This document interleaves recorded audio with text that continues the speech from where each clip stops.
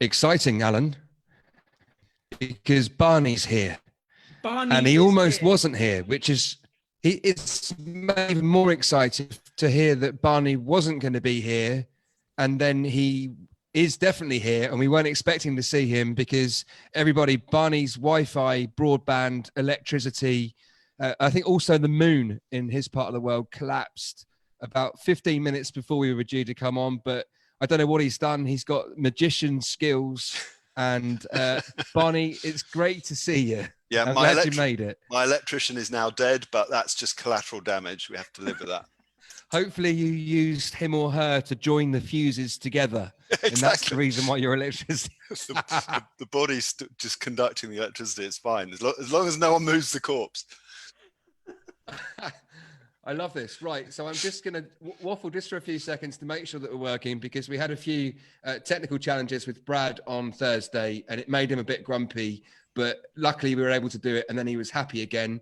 So let's just make sure that we're all up and running. If you're seeing this post right now, please can you interact with the post? If you do that, Facebook likes the algorithm and that means that we can get our help to more people. And one of the things that we're going to be discussing this evening is something that we haven't done yet on these live streams, which is to focus on the money stuff in depth. And we are hugely privileged and feel very lucky and grateful that Barney Whiter, the escape artist himself, has escaped family life for 60 minutes to spend it with us. And I no doubt your days are busy, because I think you've got 3 kids as well, Barney, haven't you? We need to swap notes on this. Yep. And your child management I can sell you 1 or 2 of them if you want. Yeah. Well, I was just about to say the same thing. Right. Okay. We're gonna have to some sort of contra deal here. So I'm out. Actually, what a brilliant idea! We could send our kids to Alan. No. Alan's the fun one. He shoots No. my kids with Nerf guns. Look, the question I wanted to ask you guys, and we're going to come on to this, but I know what's going to be super interesting to people. How do you make your personal finances bomb-proof? And at a time when money is so important to all of us right now, we're all talking about, especially those of us with businesses, what our cash runway is. We're talking about how to manage our personal finances and our small business finances. And we're going to cover all of these topics. And I'm fascinated to dive into this with Barney and Alan. And both of them have got lots of experience of this mysterious world called financial independence. And this idea that you don't actually have to be trapped by your finances, that financial independence gives you some freedom and some choices and so on. And just whilst you guys are liking and sharing this stuff, please continue to do that. Thank you. I'm just going to read you a little bit from Barney's website just to set the scene. And then we're going to get into this. And I think the thing that really grabbed me, Barney's first sentence, I am the escape artist and I'm here to help you. And if you want to find out more, we'll post the link to Barney's blog in the comments. If you're in debt or working a job you don't like, then you are a prisoner, but I can help you escape from the financial prison camp that so many of us are trapped in without even knowing it. What an intro that is. And that really, I think that together with the sentence, beyond the barbed wire and the watchtowers and guard dogs lie our goals, the tree line of freedom and the rail station of happiness. I love this. The Great Escape is one of my top 5 movies of all time. You've even got a picture of James Garner for me. So I'm hooked, Barney. I'm absolutely hooked. And of course, we've got the legendary Alan Donegan. And we were just discussing that Alan complained about my boss. He wrote a 3-page handwritten letter of complaint to my boss. And then some years later, bribed me with a dodgy Asian buffet from somewhere deepest, darkest Milton Keynes. And that changed the course of both of our lives forever. And I know, but both of you guys have got so much to share, and both of you are blogging in this space, so much to share about money and our relationship with money. So I'm going to shut up for a second. And the question I wanted to ask Barney was, Barney, when life was, in inverted commas, normal, when you were in the real world and behind the barbed wire and guard dogs, when did you realize that your relationship with money could change? What was the catalyst? What was going on for you? Well, it's times like the times we're currently going through where we learn, right? And where we're forced to make some changes. And so this is kind of an incredible learning opportunity, he says, putting a positive spin on it.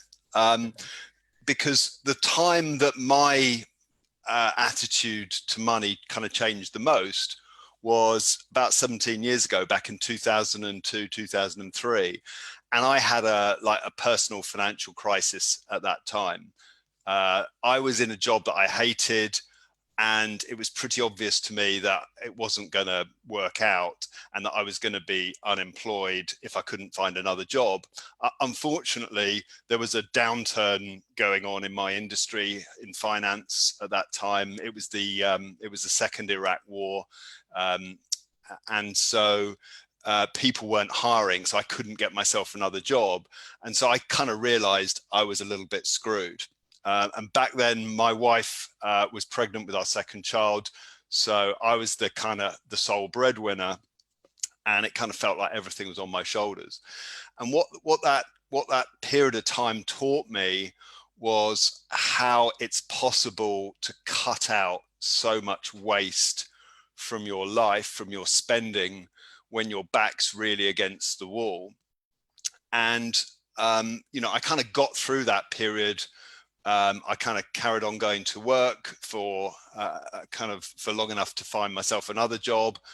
We kind of scrimped and saved as much as we possibly could, and slowly but surely things got better. I moved to another job, but those lessons kind of stayed with me forever. And from that point onwards, I carried on saving as much as I possibly could. And so, the lesson from that is that it's in crises that we make changes. It's in crises that we learn. For some reason, humans need to kind of learn from our mistakes. We don't seem to learn from other people's mistakes. And these times that we're going through will they'll challenge a lot of people, but a lot of people will learn and improve from it.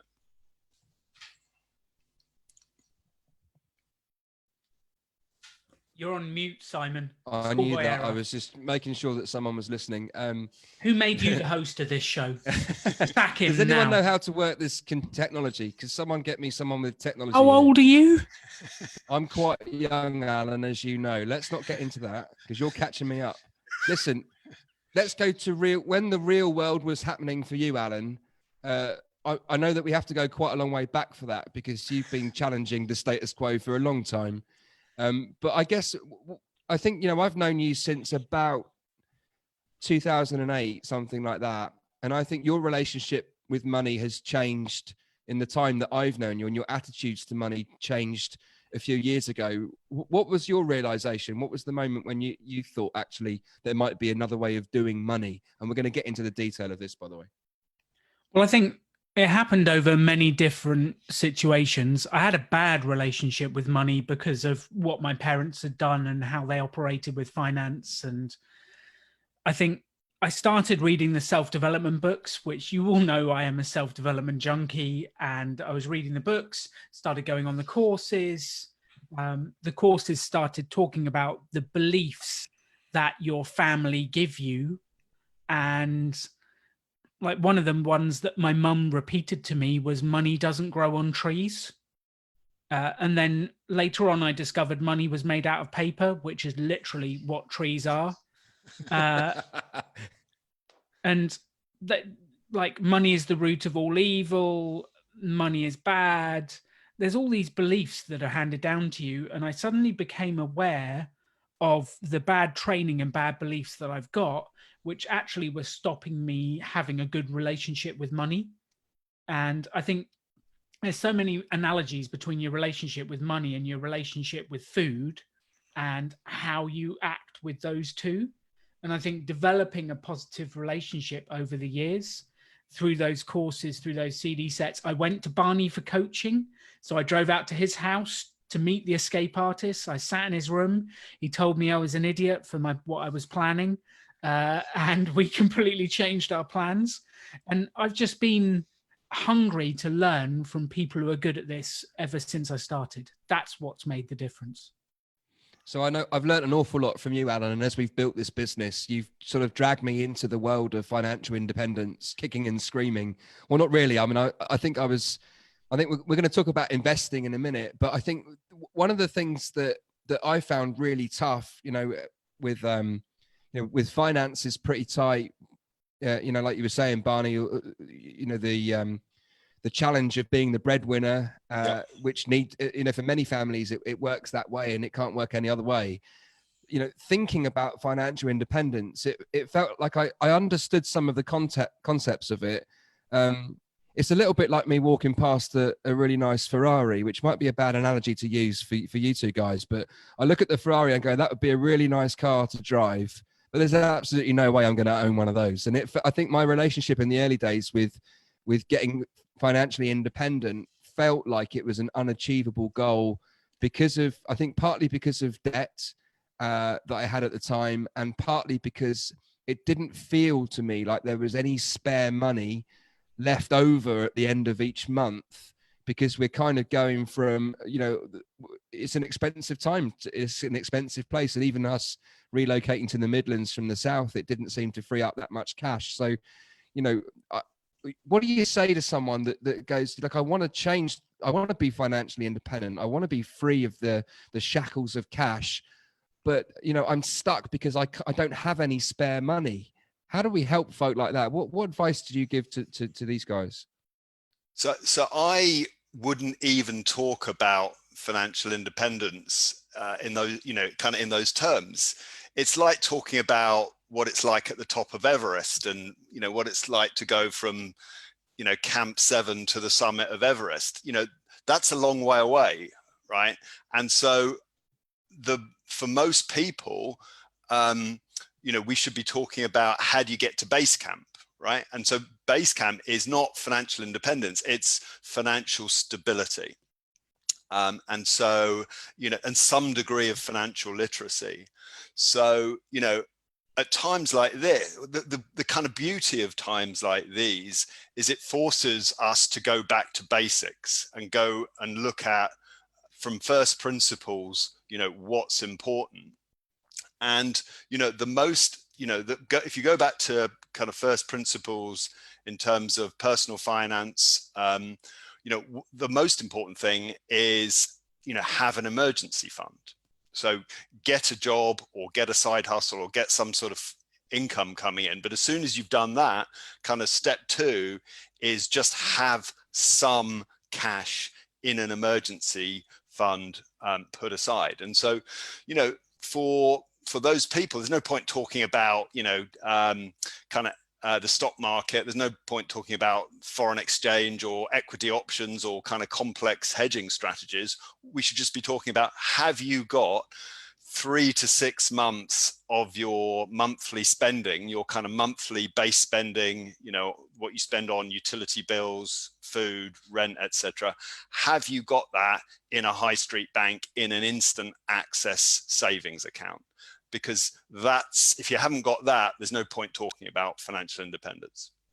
I love that. So you're saying that's the step 1, is to go, okay, I need some sort of income, whatever that looks like, plus a side hustle, even better. But step 1, once you've got money coming in, 3 to 6 months worth of money in a bank account that you can access easily, that's your emergency fund. Yep. I bet there's a whole bunch of people wishing that we'd had this podcast about a year ago, Barney. That's, for me, I'm already going, this makes perfect sense. It's common sense, but at the same time, it's tough. It's tough for a lot of people. There are so many competing challenges with money. It's difficult to know where to start, right? Well, the whole economy is set up to beam very attractive looking alternatives to an emergency fund and put those in front of our face. So look, you can go to Ibiza for 100 quid on EasyJet, or we're buy one get one free, or buy this sofa, no money down for 12 months. That's what the market economy does. It puts all these temptations in front of us, and that's fine. But it's a distraction if you haven't got your foundation in place. You haven't got that cash emergency fund.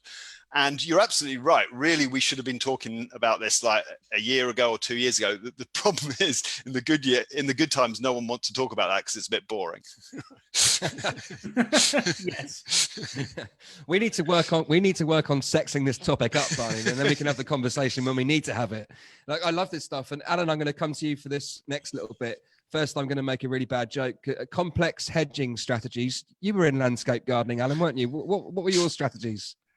Actually, it was to cut bush as quickly as I could. That's not as complex as it needed to be. Alan, what was your step one? It was definitely, as Barney said, was the emergency fund and having cash in your pocket.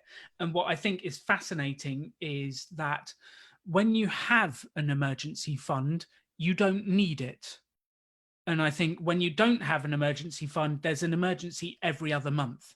And that's definitely what I discovered was washing machines break down, cars break down, stuff goes wrong. And when you don't have the money, it seems to go wrong twice as fast as when you do have the money. And when suddenly you've got some cash saved up, like something goes wrong and it's no longer an emergency, it's not even a thought. So I think, and I know you've experienced this, Simon, I think that if you've got that money saved, and no matter what situation you are now, it's about starting to build that right now so that you're ready. Because one of the things we always talk about is there is always a recession coming. We just don't know when. There's always a change in the market coming. We just don't know when. And actually, we're going through one now. It'll bounce, and maybe it'll be 10 years before the next one. But you need to be prepared for the next one because it is coming. And starting to save that money each month, starting to do it, is going to really help you. And there's a comment in the comments from Teresa Allen saying, my family used to joke about me being tight because I like to save and spend wisely on things I really want. Now we're in interesting times, and I think I'm having the last laugh. And I think there is an element that if you want to do this, you're going to have to stand up to what society tells you to do. Society tells you to get a bigger car, spend your money, go out to restaurants, stop being tight, be generous, do this, do that. They tell you to spend your money. You're going to have to fight that if you want to create financial, like, stability, financial room to breathe. Yes. So having an emergency fund is the difference between something being a bump in the road and a disaster. So if you have a job and your car breaks down and you just don't have the cash flow to get it fixed so you can go to work again, you can lose your job. If you lose your job, you lose your income, you can't pay the mortgage, they take the house away from you. You see the spiral and the knock-on effect. Whereas if you just had that kind of buffer in place, it's just a mild irritation to get the part replaced on your car. So, we don't have an emergency fund, for the things that we know are going to happen. We have it for the things that we don't know are going to happen. And that what's happening with the coronavirus at the moment, it is something that was unexpected for most people. And so I didn't have an emergency fund because there might be this virus from China rather, that would have this kind of infection rate. I just had one because I know that stuff happens and stuff goes wrong. I guess there's one thing that's predictable at the moment, and that's that nothing's predictable. That's the only thing that we can predict, isn't it? And I love this. I love this sense of shoring up the roof whilst the sun is shining, I guess, is what we're saying now. But I guess we are where we are. I wanted to invite people that are watching the live stream. We've got some of our usual faces and some new faces too, which is brilliant. Hello to Chad, to Lisa, William, Joanne, Kerry, and Russell. Justin's asked the question about regarding investments, about whether to invest now, whether to hold off. I think we'll come on to that in a bit for sure. But it's great to see some people here that are interested in money and the freedom that it can give us. And what we're going to be talking about over the next few minutes up until 10, we're going to be talking about how to keep your personal finances bomb-proof, how to look after your money for small business, And look, Barney, I guess, you're a small business yourself. Exactly. It'll be really interested to hear your perspective on what are the learning points and turning points for small businesses at the moment. How have you approached the lockdown, and how you're going about it? Well, so one of the things that I teach people in coaching is just how to think of different buckets or different silos of money. Okay, so for me, me and my wife have a joint bank account, and all of this kind of the bills, the food shopping, etc., washes through that joint bank account. So that's the household expenditure account. Then I have a separate bank account at a separate bank for my own little business. So I do some coaching. I have some kind of affiliate income if someone clicks on one of my Amazon links, etc. I do some. I've got some other little sources of income. All of that income flows into my Lloyd's account, not into the NatWest account, which is our household expenses. And the beauty of that is that Lloyd's account essentially is my accounting system for my own business, because everything that comes in is income and everything that goes out is a business expense. And so if I buy something that's related to my business, my coaching business, or my blogging or whatever, that goes through that Lloyd's account. And so I can tell, I've got this record of how profitable that business is, and I always know where it stands. And then I've got a separate other account which is labeled tax. And so if let's say I earn money in my business account with Lloyd's, if I want to take it out of there, I will always put, say, 25% of the amount I'm taking out into the tax account, and then the remaining 75% will go into my household spending account. And that way, I always know that I'm never going to be surprised by a nasty tax bill at the end of the year, because every time I'm taking money out of the business account to spend it on whatever, 25% say goes into the tax bucket.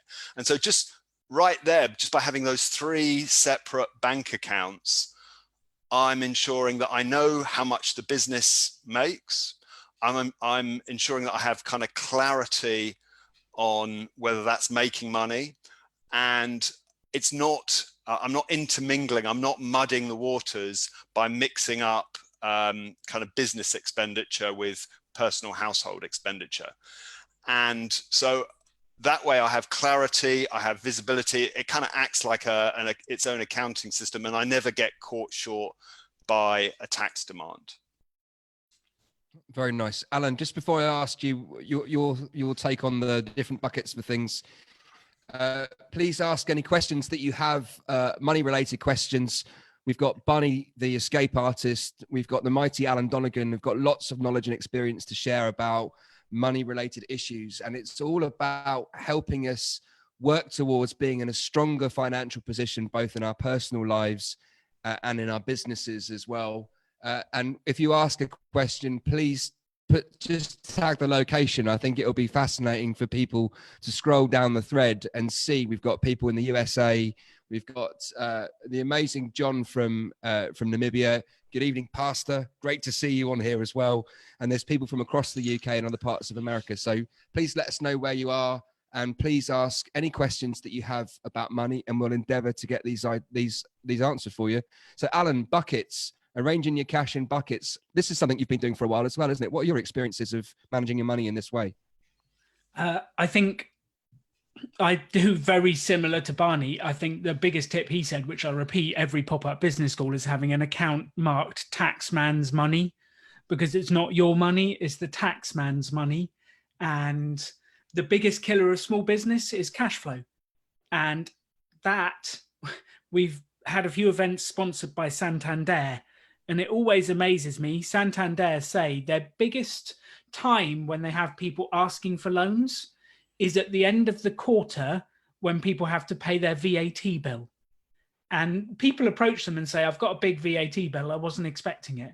It's like, how were you not expecting it? You knew you sold that. You knew, you even wrote the invoice where you had to write the amount of VAT.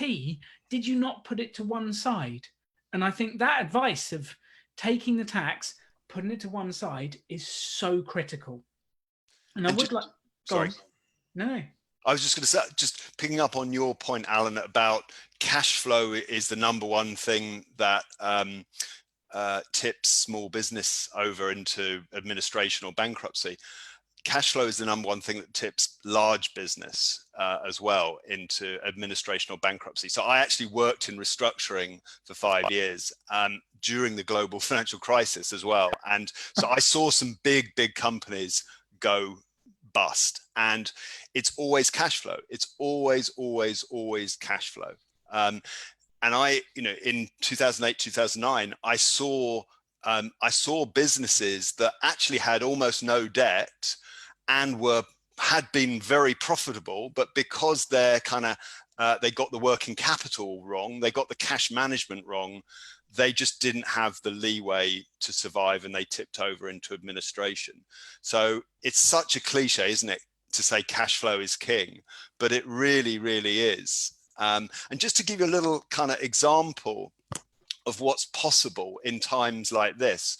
So today I was approached by a reasonably sized company saying, could I do a seminar to a number of their workers? And in normal times, I would deliver the seminar, I would raise an invoice, it would kind of go into their check run, and maybe like 1 or 2 months later, if I'm lucky, it'll get paid. That's probably unfair. They would pay me. But because we're in the times that we're in, I said, fine, I'll do the seminar, but I'm going to raise the invoice the same day I deliver the seminar, and I want to be paid the next day. And so, they may say no to that, but not asking is an automatic no, right? If you don't ask, you certainly won't get that. And that's what I've asked for. And it comes back to this point about having a solid financial base in place. If you've got that solid financial foundation, you can be a bit braver, you can be a bit cheekier, you can make requests like I made to this bigger company, because they know that you're not desperate for the work, and you can ask them to change their normal terms and to change your cash flow in a way that suits you and protects you from credit risk in a downturn. Yes. And I'd just love to build on the emergency fund. Rob Lowry said, is that just in a standard account? And at PopUp, we opened a separate savings account that had a slightly higher interest rate, so that we were earning interest whilst we waited to pay the government. So we just siphoned it off and put it in a separate account. We never invested it. We never risked it, because it's not our money. It was just in a high interest cash account and waiting. I would never, ever risk the money that's not yours. So we just left it there sitting and waiting. So I'm going to spell it out. So I would put that money in an instant access account at Lloyd's, HSBC, Barclays, one of the big high street banks. It would not go in the stock market. It would not go into peer-to-peer lending. It would not, I would not even put it within one of those big banks in a kind of term account where you have to give them 3 months notice to get your hands on it. You need an emergency account quickly. You need to get your hands on that cash immediately. It's like a fire extinguisher. You need the fire extinguisher somewhere where you can get your hands on it quickly, and when you use it, you deploy it and you spray it everywhere. You're not shy in how you use it. I love this. You don't want the fire extinguisher behind 3 locked doors, and you have to fill in some forms before you're allowed to Exactly. Yeah, very nice. So this thing about cash is king, it just reminded me the principles of that in business is kind of what you're saying in our personal lives as well, right? You're saying that you need to be able to get your hands on cash. Is that, would you draw that analogy, or does it feel slightly different to you? No, it's exactly the same principles apply in your personal life and your business life. So in your personal life, you need to know what your burn rate is. In other words, you need to know what your kind of roughly what you spend each month on the essentials. So if you spend £2,000 a month on kind of food, rent, etc., then you need 3 to 6 times 2,000. So what three times 2,000 is £6,000. That's your minimum, right? So you need to know your burn rate in your personal life, but it's the same in if you've got a small business, you need to know your burn rate in the business. So let's say, there's a virus or whatever, and you can't earn any money for 2 months. Hypothetical. You need to know what your kind of your base level of overhead is on a monthly basis, so that you know kind of how long you can hold your breath for. Which is exactly what we've been planning for and thinking about for years. And with the number of staff we have at PopUp and the number of team, our burn rate is about 25 grand a month if we do nothing, which is quite a scary figure when you think about it. Yeah. And suddenly all of our business vanished, evaporated. We're an events company and all of our events were cancelled. And we've still got to spend that every month. And we actually had the choice. Do we furlough staff? Do we keep them working? What do we do? At least the government is giving us support in this time, which has never really happened before in this way. This is something I've never seen, never experienced. But I am so glad we applied the personal finance principles to the business as well. And we had an emergency fund at the business. And we had roughly a year we can survive without going under. And we're spending our emergency fund right now because it is an emergency. We are firing that fire extinguisher everywhere and trying to make sure the fire goes out. Yes. But if we hadn't had that, if we were a normal business that lived month to month on cash flow, we'd be dead already. Yeah. We've got a few questions that I want to dive into. I think we've got some financial independence kind of followers of the movement here, because some of their questions I'm going to have to Google to understand them. But we'll go there in a second. But like a more broader question to start with. I know, Alan, this is one of your favorite topics. But debt isn't all bad, is it? Is debt a bad thing? What do you think, Alan? Well, you can probably sense my response. Robert Kiyosaki, in his book Rich Dad, Poor Dad, spoke about good debt, bad debt. Good debt is where you're leveraged on an asset. Bad debt is debt you have on a car that is not earning you any money. Me personally, I don't think debt in general is a good thing. I have a small amount of debt in terms of a mortgage, which we've yet to pay off. But we've been investing instead because it's quite low interest rates. But I avoid debt at all costs, especially not commercial debt. What's the word? Consumer debt that I'm looking for. Consumer debt, credit card debt, overdrafts. That stuff is to be avoided like the plague. And we had I don't know if you remember, we had a member of staff come to us, Simon, and he said, "Can I have a pay rise?" And I thought, why do you want a pay rise? You're 18 and you live at home. What do you want a pay rise for? And he said, well, I've got bills, man. I'm like, what bills have you got? You're 18 and you live at home. And he showed me his bills. He'd bought a new a new PlayStation, new laptop, new phone, and he brought it on this service called very.co.uk. And his monthly bills, do you know what the interest rate was, Barney? No. 80%. Yeah. Well, but just on that. So my credit card provider wrote to me and told me that the interest rate on my credit card, if I don't pay it off automatically every month, it is 23%. The overdraft rate that most banks now are charging is about 40%. And so the only kind of valid use of your money that I would accept for not building a cash emergency fund is I'm paying off credit card debt, or I'm paying off overdraft debt that I'm being charged 40% APR on, or 25% APR on. That is an emergency to get rid of that debt. There is no way on God's earth that is anything other than a disaster. You know, Yes. that is just an absolute king disaster. Steve Collins from down in Fareham, a friend of mine, Steve from way back, says he's personally avoiding debt like the plague, and apologizes for the corona reference that was buried in his question. I think there's a question that's come through from Stephen Murray. I love this question, and is where I wanted to take us next. Emergency funds and setting adequate amounts aside for taxes is less about knowledge and more about behavior. What would you guys recommend about making these behaviors more automatic and more of a go-to default?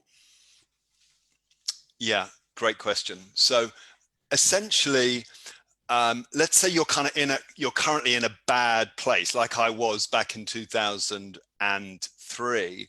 I was forced into good habits by my situation because my back was against the wall. So essentially what I did is I just stopped all discretionary spending. And so one tool for doing that is just to track everything that you spend, you know, kind of write it down in a notebook or track it in an app, and just kind of hold yourself to account that way. And another powerful tool is the concept of paying yourself first. So like when you do get paid, immediately you take X% away from temptation, out of harm's way, and create an artificial environment of scarcity in your current account, because we naturally tend to kind of spend up or spend down to what's in our current account. And so by tracking your spending and paying yourself first, those things are not glamorous. They're often actually not much fun when you're doing it. But what you're actually doing there is creating a new set of habits. And if you rinse and repeat those good habits for long enough, they cease to be painful. They just become automatic.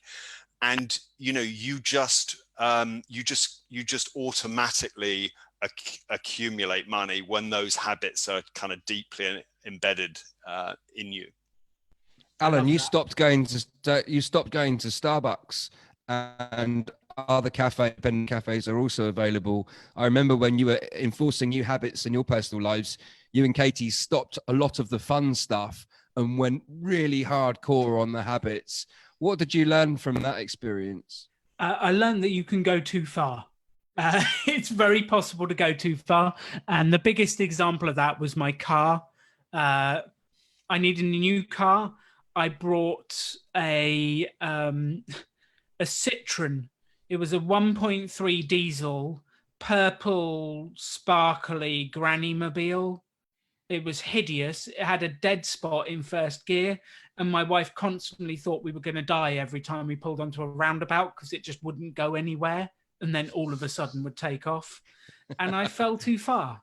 And actually then when I came back up and I brought a tiny 1 litre Skoda Citigo that worked, I loved that car. Can I just dive in there with an example? So in 2003, I cut everything and I went too far. One of the things that I got rid of my mobile phone, and that was a really, really stupid thing to do because you just need a mobile phone in the modern world to earn money, to function as a kind of as a high performing employee. You just have to have a mobile phone, right? So you can go too far, but the only way you kind of find out is by starting to cut stuff out. And guess what? If you go too far, you can always kind of reintroduce it back in again. Yes, absolutely. And one of the things Katie and I now do every month, we use Money Dashboard to track our finances. And then we just tag the categories that they're in so that we can see what we spend each month. Once a month, this is actually one of Katie's favorite times of the month. She loves numbers. We do a spending review and we ask, where did we spend money that didn't add value to our lives? and we list out the stuff that just wasn't useful. And then we ask, where did we need to spend more money? Where were we too tight and it actually caused us pain? And I think reviewing it really helps you each month. But right now, oh my God, what a great time to go into what I call monk mode and cut out unnecessary expenditure. There has never been a time with less temptation, less peer pressure, less friends saying, come on, let's go to the pub, let's go to this restaurant, let's go to the cinema. You just can't do it at the moment. So you can't spend money. Oh my God, what a time to readjust your spending habits. What a time to kind of recalibrate and just kind of tilt the dial away from consumption towards production and productivity. Poor Rachel Flack, she said this a couple of times to us on these live streams. Her phone is actually being held hostage in one of the mobile phone shops because the shop was locked down with her phone in it. And now she's presumably she's on a laptop or something engaging with us. So she's not spending money on her phone right now, but I'm sure that wasn't intentional. Clive, Clive, I'm not going to say that out loud just in case we get sponsored by Citroen at some point in the future, but I love your thinking. Chad's talking about a financial spending sabbatical, which is quite a nice way of summing up what you guys have just said. Yes. I think that thing about habits is really interesting. So, you know, I guess you guys are in a really great position that your partners are on the same page as you with this stuff. You said that. I guess I'm just making a broad assumption. What would be your tip? So this thing about habits, like if your partner is someone that isn't on the same page of you in terms of dialing back on the spending and stuff like that, have you got any tips from your experience as to how to have the conversation? It doesn't happen overnight, and expect arguments. But that's fine, right? That's fine. Like you have to. A problem that a lot of people fall into is they say, "Oh, I don't want to bring that up because it will create tension, or it will create an argument," and so they just bury their head in the sand and they never ever kind of get to it. And that's a tragedy because my experience was I was coming at this from a more kind of urgent perspective than my wife, because it was back in the time I was talking about earlier, it was me that was doing the job that I was hating at the time. So to me it felt very urgent, and my wife's like, what, why you suddenly got so tight, why are we cutting all our spending, which is a perfectly reasonable view for her to have. You just got to have the discussions and not expect them. You can't expect kind of instant conversion. It's just about patiently explaining how you see the world, understanding how they see the world, and kind of comparing what I call money blueprints. So, like Alan was talking about, you get all these beliefs about money from your parents. Well, I got a bunch of beliefs about money from my parents, and my wife obviously got different beliefs about money from her parents. And so essentially having these discussions, you're identifying those differences in the beliefs, you're kind of shining a spotlight on it. And often when you kind of explain the reasons for your background, the background reasons that you feel so passionately about it, your other half kind of can see your point of view, and gradually you reach an accommodation. I think you're absolutely right, Barney. I would add two pieces. One is, as a couple, having a joint target or a joint goal that you're working towards can bring you both together. That was something that brought Katie and I together, was we are heading here as a couple. It took us actually a couple of years to get to that goal, and studying finance, studying what we're doing, but pulling together towards that same thing made it a lot easier to have the conversations of what type of car are we going to buy, and do we actually need this food? Do we actually need this thing? Made it far easier if we're both pulling in the same direction, which I think for a lot of couples including us at the start, we were pulling in different directions, which then you're just pulling each other apart. So we've had a question which we've sort of answered part of it. Lisa's asked the question, what happens if you're starting at rock bottom?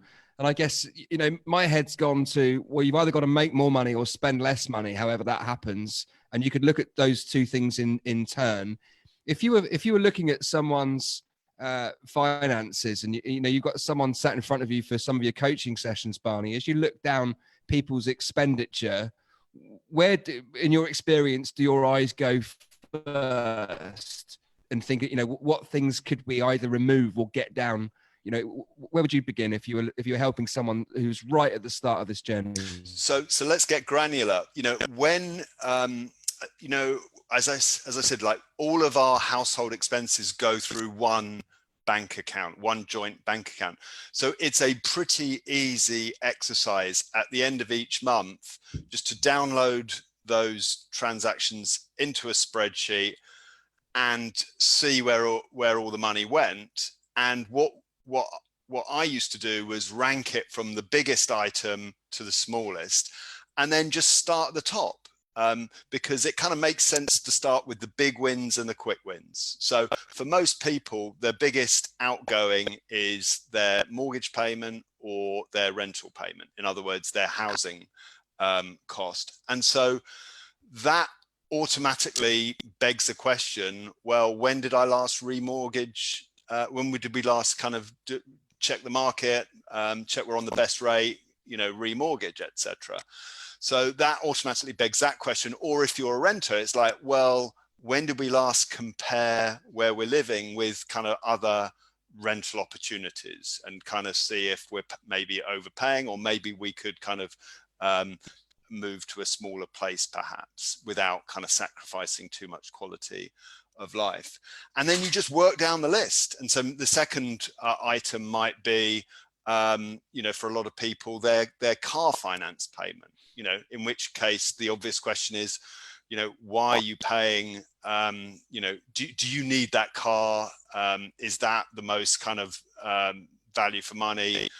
Cars are money incineration units. So most people would just be better off kind of giving the lease car back at the next kind of break point, and getting themselves a secondhand car, paying cash for it, and so on down the list. And that's what we do. That's what I did when I was at rock bottom.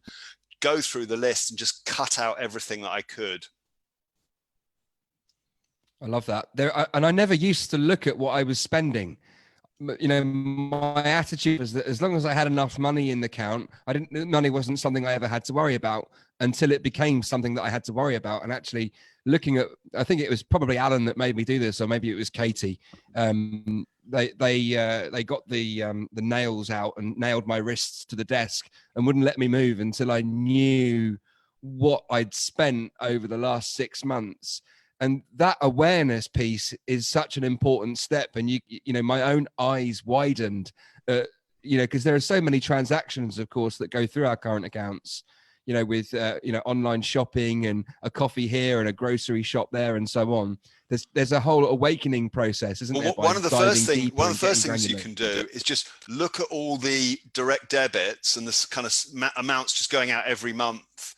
And often you won't even recognize half of them. It's like, oh, is that a magazine that I kind of signed up to like 12 months ago, and I never told them my forwarding address? Stuff like, most people have got a bunch of stuff going out on direct debit that they're not even using. Classically the gym membership or whatever, the cable TV or the Netflix subscription. So, the way I would sum it up is what gets measured gets managed. So if you don't know it's flowing out of your account, then you're not going to do anything about it. You've got to shine a light on it first. You've got to measure it before you manage it. So one of the things that Clive has said is that his biggest outgoing at the moment is refunding deposits. Clive runs a food business in Wales, and I know he's pivoted his food business. We're trying to get postponements instead of cancellations, but that's not always an easy thing to do, is it? Barney, I guess if you were in a position where you're not writing for a living and it wasn't the blogs and the the affiliate links on your website, which is the escapeartist.me. How would you be approaching it if you had to pivot? So something I would be doing in your situation, and I'm sure you've kind of know all this, but if I was selling a product or an event, I would just look for ways to make it really easy for people to just defer it. So, for example, if I was running pop-up business schools and I had one in June, I would say to the local authority, why don't we just run it in June 2021 and everything stays the same, other than we just rolled it forward exactly 1 year, because those people tend to work on kind of calendar years. And so if it was on the 20th of June this year, there's probably a good reason for that, and it will still work next year. Do you see what I mean? So it might be easier for the customer just to roll it forward 1 year than to kind of jiggle it around and try and do it in August or September. I don't know. So in other words, can you reduce friction for deferral rather than cancellation and refunds? And that's what all the airlines are doing at the moment. If you booked a flight with an airline, as we did, like we had a flight booked, what the airlines are trying to do at the moment is encourage you, orientate the whole user experience online so that you just roll forward that expenditure, that trip, rather than ask for your money back. And so there's a million little ways that you change the layout of your website and the user experience to encourage that. That's exactly what they've done to me, Barney. So I had to cancel my nomadic adventures and return back to England because I was worried I was going to be trapped in the States when my visa ran out. And we got an early flight back. The flight with Norwegian has been cancelled. And the email they sent was big bold writing, will give you 20% extra in cash credits if you take a credit that you can use up to a year later. Yeah. They're actually trying to bribe me not to have my cash back. And then way down in the email in very small writing is, we know we've cancelled this. We'll give you a refund if we have to. Exactly. So let's say, here's another example. Let's say I ran a small local restaurant. I would be trying like hell to sell gift tokens, gift vouchers at the moment. So I would be like hitting my mailing list, hitting all my subscription list. If I'm doing any advertising still, it would be all around, have you got a relative, have you got a loved one who's got a birthday or an anniversary coming up? Buy them a gift token so that when lockdown ends, they can choose when to spend the money, and it's good for 18 months or 2 years or whatever. There's going to be a hell of a lot of people of pent-up demand. So as soon as lockdown lifts, a bunch of people are going to be really keen to get out, get drunk, go to bars, spend money, travel, do all the stuff that people used to do. So make it easy as possible, sell them bits of paper that they can trade for that when they're ready. Yes, I cannot wait to escape this stuff. I'm just going to go into the street and hug everyone that I walk past. Yeah. Watch out for that, Alan. I'm coming to Farnham.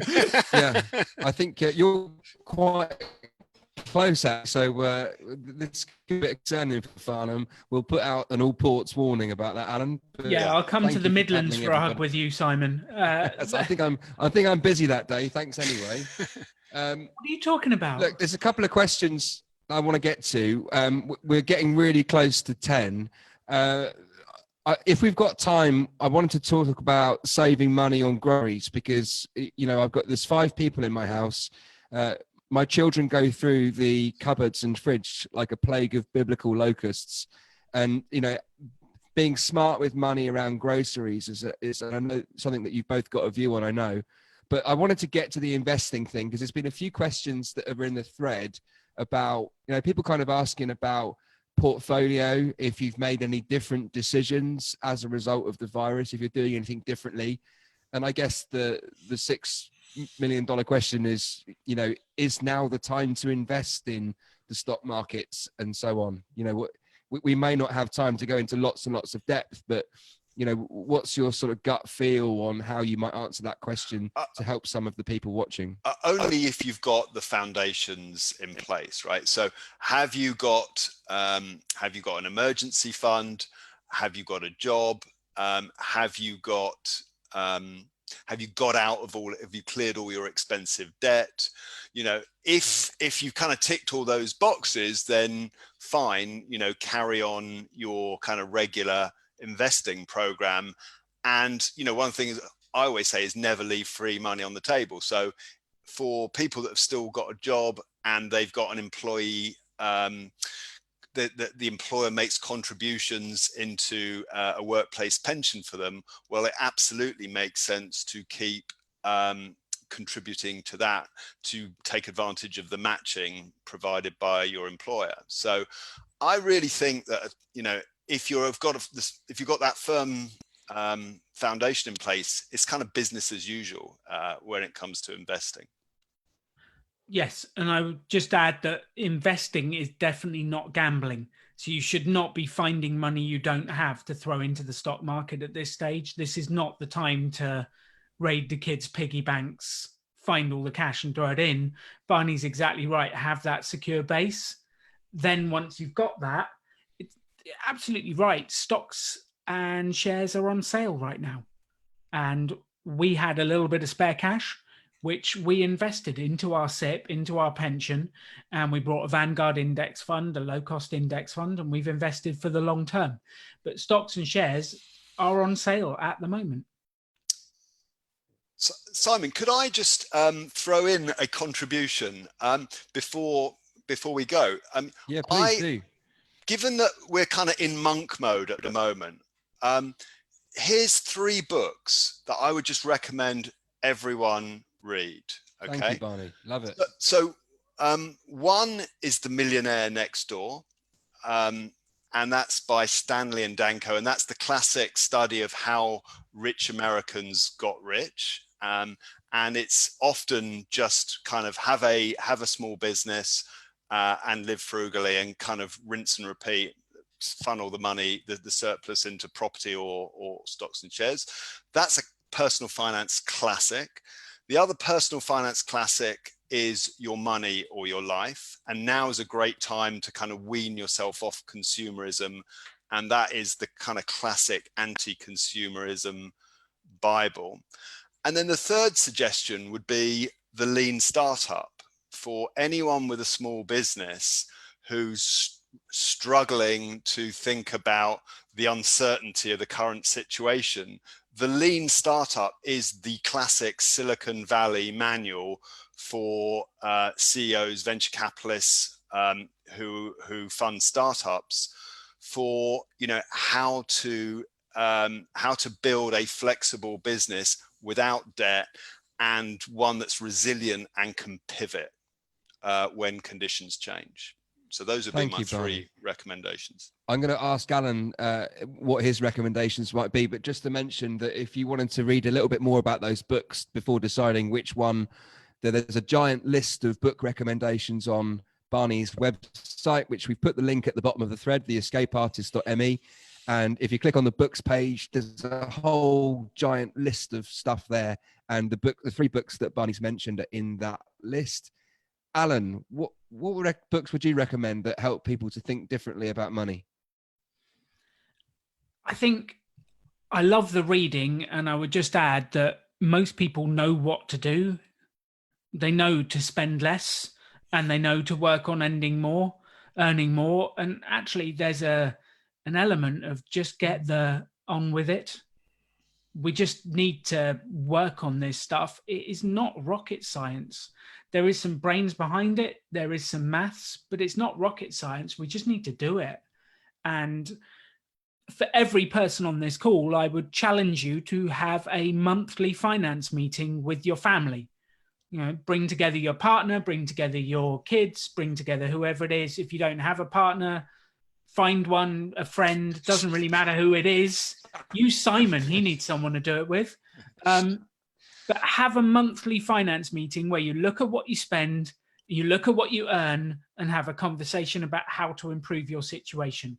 And I guarantee if you do that once a month and focus on it, you will make progress over the next year.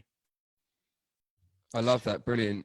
It's times like this where, because a lot of people have their back to the wall, that they will finally take action because they've got kind of no choice. So this, these few months will be the making of quite a few successful people in maybe 10 years' time.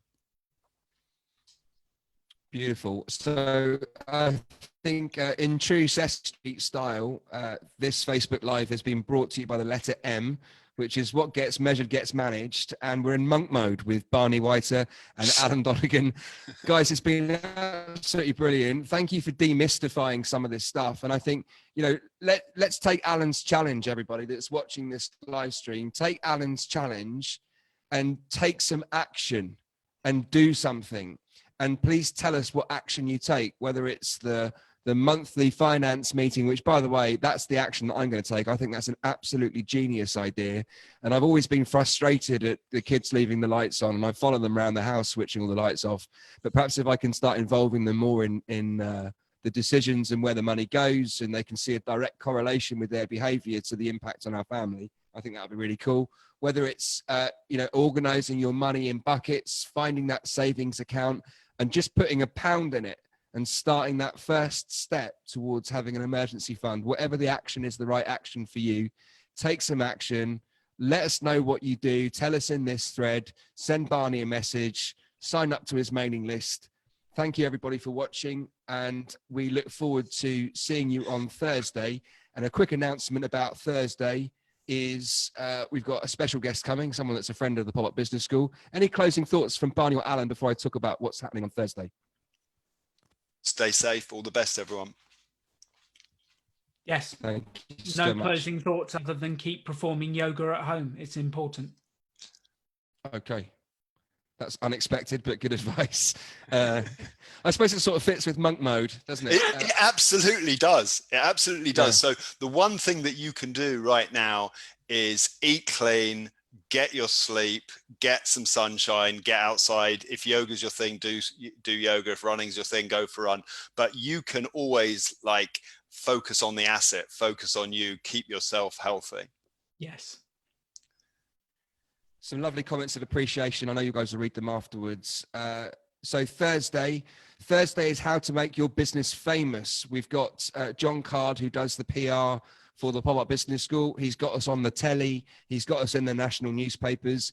And he's also going to talk about writing and publishing his own book, and has got lots of experience to share. So if you want to help make your company famous, if you want to get on the radio, on the telly, in the papers, or maybe you're thinking now's the time to write the book that you've always wanted to write, John's going to help us do that on Thursday. We'll see you at 9 p.m. British Summer Time, which is 4 p.m. Eastern Time. And thank you, everybody, for watching. Goodbye from Sesame Street.